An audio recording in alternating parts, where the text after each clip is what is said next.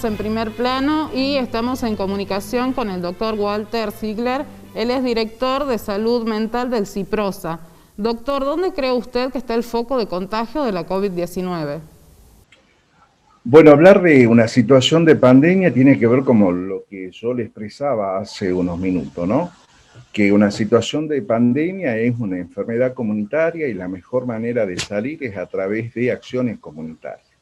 De tal manera que acá se basa fundamentalmente en tener acciones solidarias colectivas, donde hay que tener solidaridad, donde hay que tener empatía. Sabemos que durante la prepandemia, antes de que se declare lo del COVID-19, ya a nivel de lo que es el mundo hemos cambiado y hemos girado la forma de convivir, donde cada vez hemos ido viendo que la empatía, la solidaridad, ha ido teniendo un marcado descenso en cuanto a lo que tiene que ver la forma de convivir entre los humanos, y en esta situación de pandemia obviamente se ha incrementado. Y cuando hablo de solidaridad tiene que ver con las cuestiones de que seguimos viendo, a pesar de que ya tenemos un año de experiencia con el COVID y estamos atravesando la segunda ola, de la cual hemos aprendido mucho de cómo convivir con el COVID, cómo tratarlo. Acá en Tucumán tenemos experiencia y tenemos trabajos científicos publicados en revistas internacionales sobre nuestra experiencia que tiene que ver, por ejemplo, con el uso de la ivermectina, con el uso del plasma, con el uso del suero equino, con una experiencia que nuestra ministra, con todo un desafío en el año 2020, ha tomado una acción muy clara, que es un programa que se llama Acompañar, que la Organización Mundial de la Salud era muy clara en un primer momento. Todo paciente infectado con COVID-19 que pasaba a las unidades críticas, llamadas unidades de terapias intensivas, tenía el último contacto con la familia antes de ingresar al sector. Por supuesto, apostando que tenía que volver a ver a la familia, pero sabíamos que muchas veces no pasaba eso.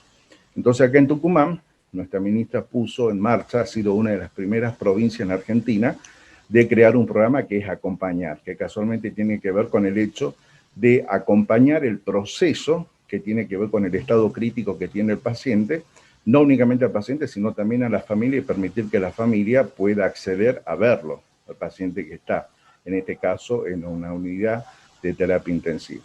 Entonces, la solidaridad se ha ido de a poco, en todo este progreso, se ha ido viendo de que Tucumán sí siempre ha sido una provincia solidaria. Tucumán siempre ha respondido a manera social con la solidaridad, por ejemplo, frente a las inundaciones. Pero no podemos decir que toda la sociedad es solidaria. Hay una brecha, hay una parte de la sociedad que todavía no toma conciencia de esta situación o que hace mucha negación a lo que tiene que ver el hecho de convivir con el virus, y es lo que genera obviamente la ruptura de las reglas. Y la ruptura de la regla es la ruptura de la norma, de lo que está establecido claramente en nuestros protocolos, y es lo que estamos viendo, que hoy los contagios se están dando porque no se cumplen con los protocolos. Voy a dar un ejemplo. El personal de la salud tiene claramente identificado los protocolos que tienen que ver para las normas de bioseguridad en todos los lugares asistenciales que tenemos en el CIPROSA. Y el personal de la salud hace uso de todo lo que tiene que ver con los elementos de protección personal. De tal manera que cada vez tenemos menos agentes de nuestro sistema sanitario que se contagian dentro de las instituciones sanitarias. Los contagios hoy por hoy se están dando a nivel de lo que tiene que ver con reuniones, llámese de cualquier tipo, en los cuales no se cumplen con las normas protocolares. Lo que se llamaba como fiestas clandestinas, por ejemplo, que no es únicamente lo que se ve, porque hay muchas otras situaciones que no se ven, en la cual se genera, obviamente, un brote, y ese brote, que sabemos claramente que es como racimo de uva, va produciendo contagios a nivel de que las personas se van vinculando con sus diferentes sistemas.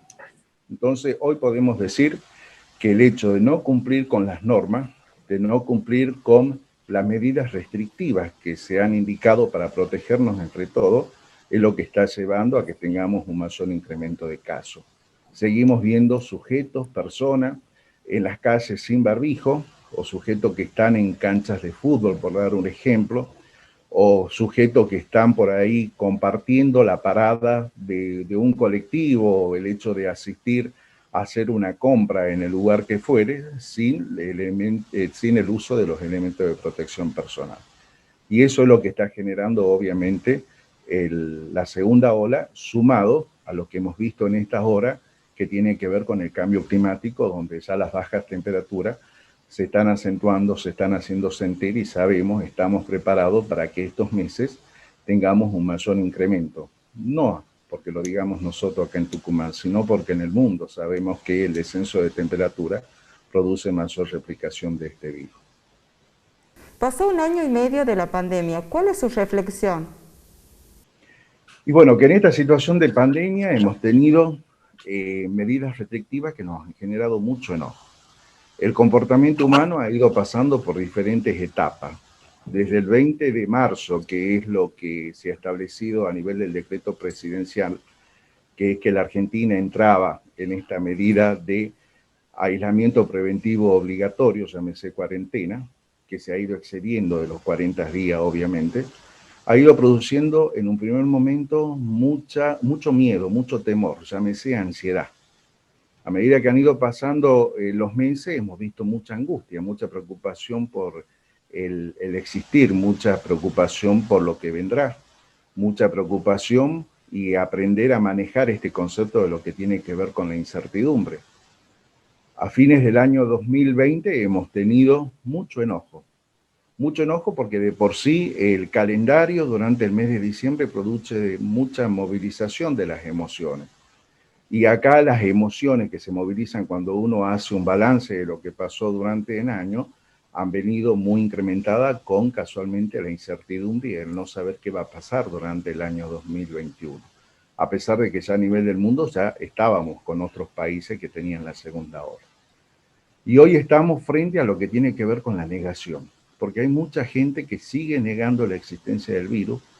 Hay mucha gente que todavía sigue tomando a esta situación como que si el problema fuese del otro y no es el problema de uno, cuando en realidad convivir en esta situación de pandemia, la responsabilidad no pasa por la responsabilidad colectiva en sí. Las acciones tienen que ser solidarias colectivas, pero para tener una respuesta comunitaria hay que empezar por uno mismo, de tal manera que la respuesta tiene que ser individual.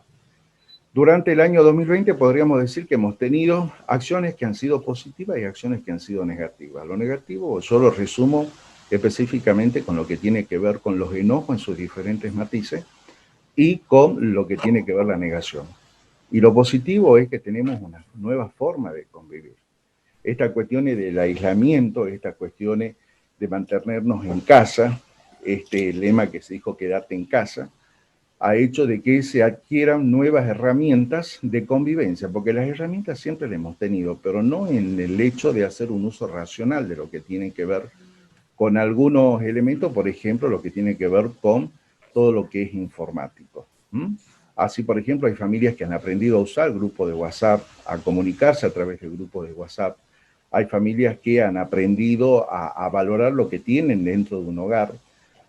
Esta cuestión de la solidaridad barrial también lo hemos visto, es algo que trabajando de manera interministerial hemos visto, por ejemplo, cuando se desencadena la primera zona afectada que ha sido en la Astenia, donde todos los tucumanos hemos estado atentos a lo que pasaba en esa zona geográfica, en esa parte de nuestro querido Cruz Alta, y hemos visto cómo la solidaridad barrial ha hecho de que se pueda, en definitiva, trabajar sobre lo que tiene que ver con la solidaridad. Pero también hemos visto enojos.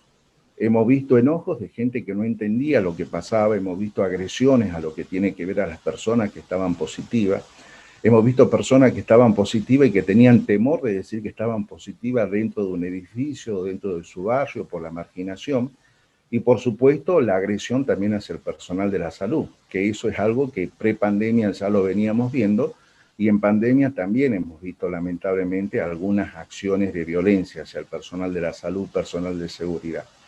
Es decir, que en definitiva, este camino sobre esta pandemia COVID-19 nos ha dejado muchas experiencias positivas, muchas vivencias negativas, pero sobre esas vivencias negativas nos deja por lo menos tener la claridad de que hay que trabajar humanitariamente para mejorar el comportamiento humano.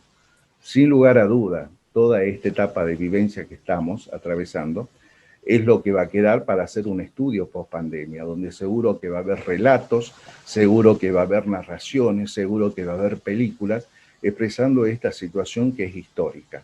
porque pandemias ya hemos tenido, pero la pandemia que estamos teniendo sobre el COVID-19, donde el incremento de la muerte, el impacto que se está produciendo, es lo que nos está dejando a cada uno de los sujetos una marca registrada que es propia de cada uno.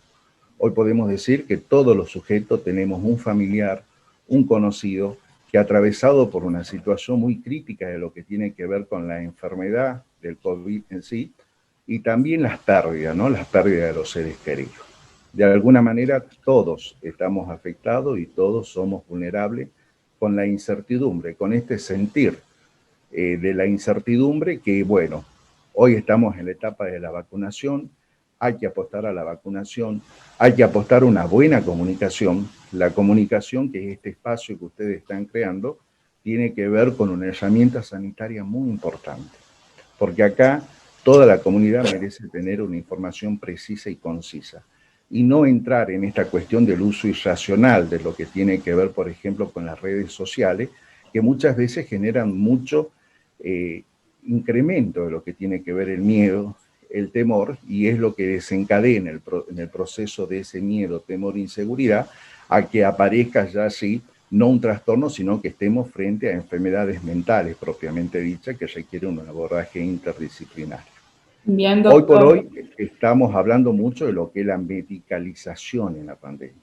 Hoy todos hablamos de la vacuna, hoy todos hablamos de los efectos de la ivermectina, hoy todos estamos interiorizados sobre lo que hace un corticoide. Está bien, eso es el objetivo, pero no hay que descuidar los objetivos.